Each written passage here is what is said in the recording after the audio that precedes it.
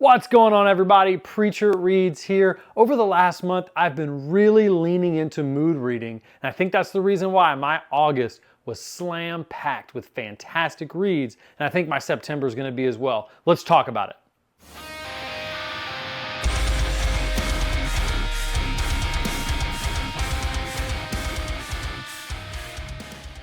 All right, so over the last month, I finished 7 novels, 2 volumes of manga, and 1 graphic novel. What's awesome is my average star rating was 4.4 for the last month. I only had 1 book that I had under 4 stars, and even that I thoroughly enjoyed. I started off my month of mood reading by picking up a manga. I've never finished a single volume of manga before, but Mike over at Mike's Book Reviews would not stop talking about 20th Century Boys. So I picked up volumes 1 and volumes 2, finished both of them and absolutely loved them. He is so right that this is like Stephen King's coming of age, but in the form of manga. And this story jumps back and forth between multiple timelines, deals with growing up and friendships, deals with this cataclysmic event and prophecy and mystery. It is so unique and cool. And I'm so grateful that this has been the first manga that I've really dove into face first and just absolutely loved it.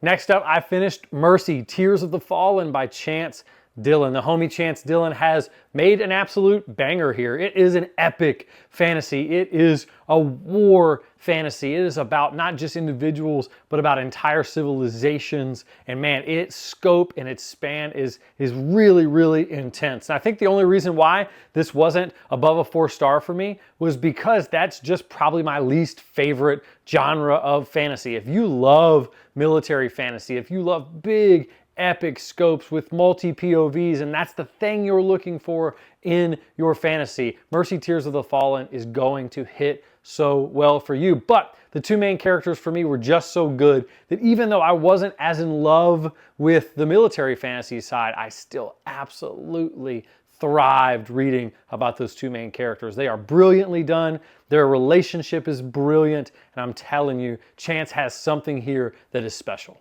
Right after that, I finished up Kingdoms of Death. I did this mostly on audiobook, a little bit of ebook, and I'm telling you, man, this book was everything everyone said it was going to be. Has been my favorite Suneater book so far, knocking off Howling Dark. That was, I think, my favorite before that. And I'm just telling you, man, Ruocchio is just doing something in this series that blows me away in terms of the character work, the scope, and the sequence, but also keeping it so intimate at the same time by using Hadrian as the vehicle for the entire story. It is epic, and it is full of lore, and the world and the cosmic nature of this conflict just grows within Kingdoms of Death. But you're still only with Hadrian, and you get to see him experience it in a way that is brutal and sad and haunting. And I thought that Ruocchio nailed this one. I think it is so, so good, and I cannot wait to be caught up with this series and be ready for the last book in November. After a heavy book like Kingdoms of Death, I needed something a little lighter. I picked up The Last Light of Edgewood by Luke Boswell. Luke is a debut self-published author, and I'm telling you, this is such a good debut novel. It grabs from the best of Narnia and Lemony Snicket, feels middle grade to YA, but at the same time is haunting and serious and dark in all the right ways, dealing with the concepts of growing up and the concepts of being thrust into a situation that is way bigger than you, way bigger than the worldview that you have amassed so far in your life, as we follow these 2 boys who are orphans, and they're basically brothers, and they're thrust into the situation where they have to defend all that they know from something that they have no clue existed. I think it's so good. It's a great palate cleanser, but it's not just a palate cleanser. This is a book that I plan on reading to my daughter, but I read alone by myself and thoroughly enjoyed. It does not feel like a book not made for adults, but at the same time, it houses within it that whimsy that I think is perfect for middle grade. Next up, I finished our 9 Realms book club book, and that was Dragon Mage by M.L. Spencer. Can someone please tell me how this is not a booktube darling? This is everything that everyone loves about epic fantasy, from the character work to the dragons to the world to the uniqueness of the narrative. The prose is fantastic. There was nothing about this book that I thought was a potential negative. The only thing that didn't make it a 5-star book for me was that it did feel a little bit like a greatest hits of all the things we love about fantasy. But that's fine. There's a lot of series that BookTube loves that does that. And I think more people need to read Dragon Mage by M.L. Spencer. It's got a really unique magic system. It's got a really unique narrative surrounding a main character who seems to be maybe on the spectrum or dealing with some things that most main characters don't deal with in fantasy novels. And I think it makes him uniquely relatable, the struggles that he has in the midst of this epic scope of a novel. Pick up Dragon Mage by M.L. Spencer. Next up, I decided to pick up a graphic novel and went back to one of my favorite authors, and that is Joe Hill with Basket Full of Heads. What a cool horror graphic novel. I don't want to spoil any of the story besides the fact that the main character carries around a basket full of heads. You need to check this out. If you love Joe Hill, if you just love dark graphic novels, if you love dark stories, if you're just looking for something creepy to grab onto in spooky season, you should grab Basket Full of Heads. I'm going to keep reading more graphic novels after this. It's one of the first ones I've ever read, and I absolutely loved it. Next up, I picked up Weird Space. My buddy over at The Reformed Reader posted a review of how good it was, and I figured it was time for me to check it out. So I got with the author, and he sent me over an ebook and an audiobook, and I did a little bit of both. And I'm telling you, this is another brilliant self-published novel. This is sci-fi about a group of friends who kind of get thrust into this situation that is way bigger than anything that they have ever seen before. It is 100% a first contact novel. It is 100% a coming of age novel, and I think that it is such a cool way of doing it. I don't want to spoil what is cool and unique about it because I want you to experience it, but you should check out Weird Space. This is not a middle grade novel, but this is one that I think your kids can read because it's clean, but at the same time, man, it gets a little dark, it gets a little tense, it gets a little extra, but I'm telling you, it rides that line where you as an adult can enjoy it so thoroughly. Check out Weird Space. I loved it, and I'm not the only one. And last but not least are the two books that I just finished that really drove home the importance for me of becoming more of a mood reader, because I picked up this first one just because I felt like it. Wasn't planning on reading it, just wanted to be a part of the conversation, enjoy the conversation around a book that just came out, maybe even dislike it so that I could feel passionately about it. I knew I was either going to love this book or I was going to hate this book. If you watch this channel, you know what it is, and that is Katabasis by R.F. Kuang. This just released, and it is my first Kuang, and I'm telling you, I absolutely adored it. This is going to be one of the best books I read this year, no doubt about it. Now, I see why some of the reviews say that it's pretentious and overly academic. I agree, but I think Kuang's goal in doing that was a little bit of self-reflection, was a little bit of posting it up for you to see it so that you could recognize how absurd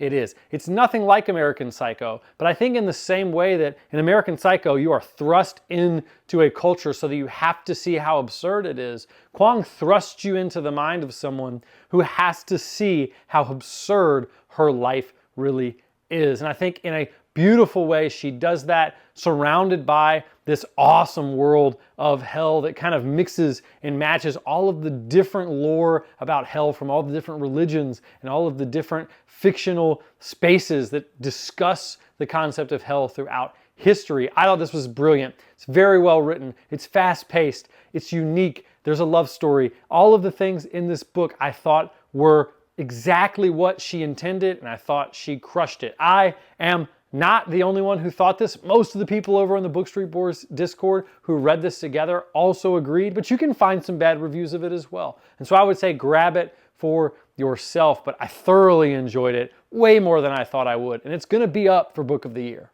And then last but not least, I finished The Buffalo Hunter Hunter by Stephen Graham Jones. Now, you know, I love Stephen Graham Jones. You know that I think he's somebody that a lot of people don't love for a reason, because I think that his writing is unique enough. I think that his choices in prose and style and in narrative are unique enough that it bounces off a lot of people. And this is a perfect example of that. I understand everyone who dislikes this book, who struggled to like this book, who disliked the ending of this book. I get it, but it was for me. It is literary, but haunting. It is fast-paced, but at the same time, you feel like you're being drip-fed this story that you know is just going to end in a place that is worse than you could ever imagine. I think Stephen Graham Jones is a brilliant author, and I think that this just showcases his ability to switch narration.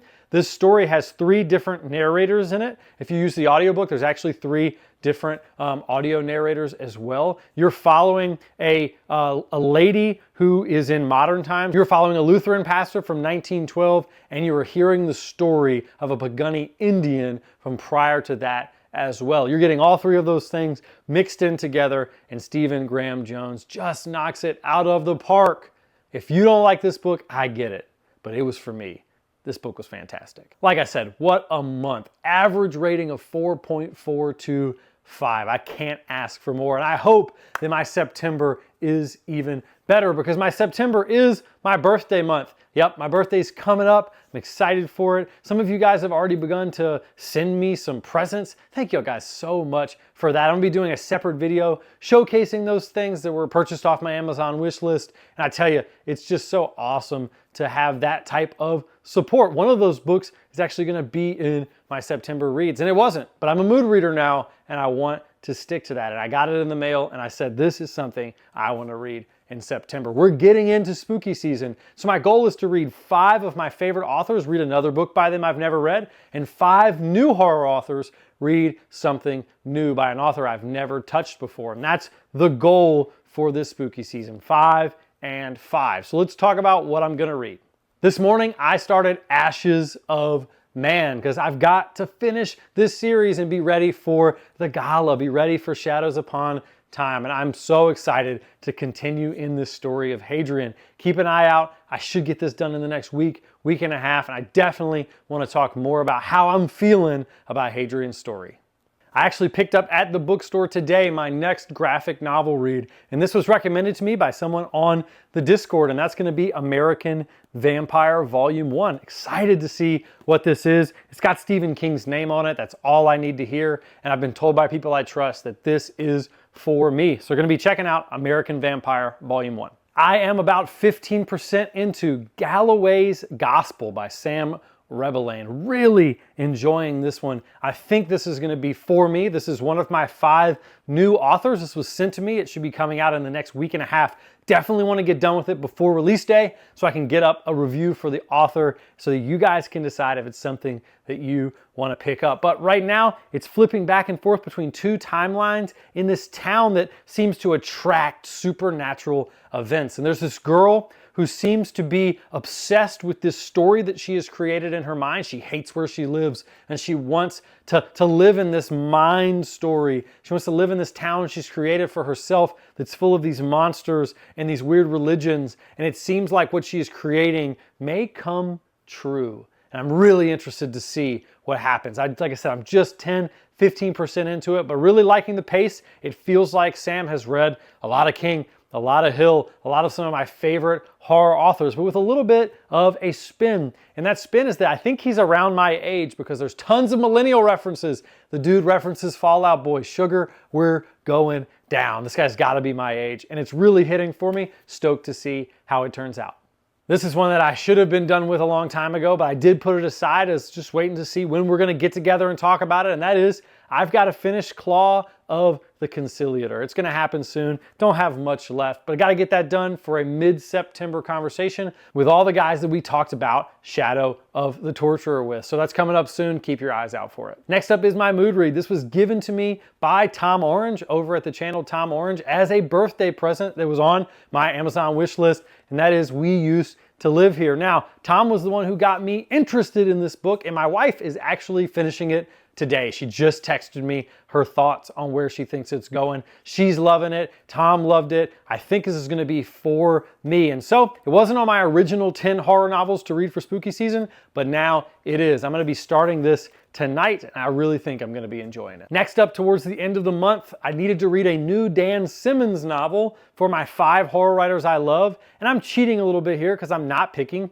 his horror. I'm going to be reading Hyperion, doing a little bit of a buddy read with Red over at Red's Reading Cafe and a bunch of other people in the Discord for the Book Street Boys. And so excited to try this out. Love Dan's horror novels. I've heard so many great things about Hyperion. Should be starting this around the back half of September. And last but not least, I'm going to be reading A Drowned Kingdom by P.L. Stewart, and that's going to be a Patreon book club read with the homie Nerd Level Rising. He has started a Patreon, he's got a book club going, and that's our first one we're going to be reading from September through October. Don't plan to finish this one in September, going to take it slow, but I've heard awesome things about this book, A Drowned Kingdom by P.L. Stewart.